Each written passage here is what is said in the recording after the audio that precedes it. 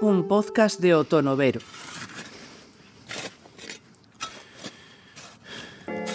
Un silencio enterrado. Un podcast de Patricia Martínez y David Fernández.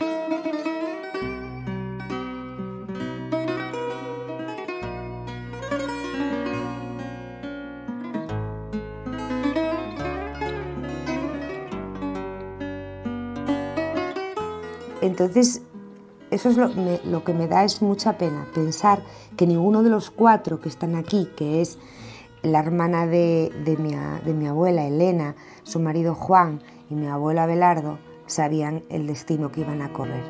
Por teu livre pensamento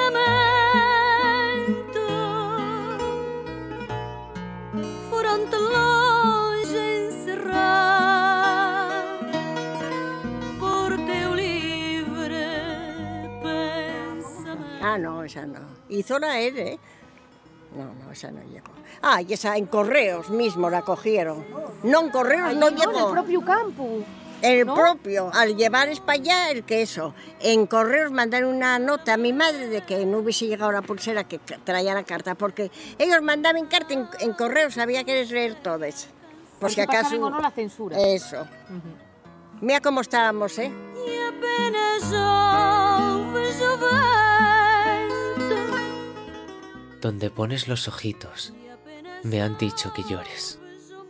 Oh, niña de mis amores, ponlos sí, pero no llores. Levaron-te a meio da noite. Me imagino, pero me doy cuenta de que mi imaginación aún es muy débil comparada con la realidad de esa gente, ¿no? Tenían que formar 3 o 4 veces al día, los domingos obligados a escuchar al cura.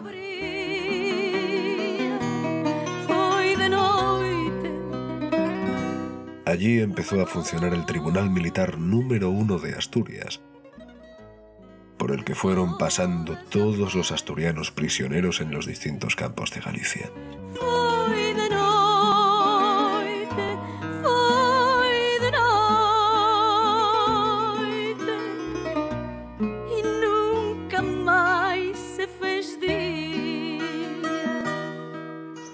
Deseonllos, con todo o xeito ante a sospeita do veciñamento da verdade, barrendo as migallas de terra fría e húmida que se afana en seguir envolvendo e comendo uns osos que loitan por resistir o esquecemento.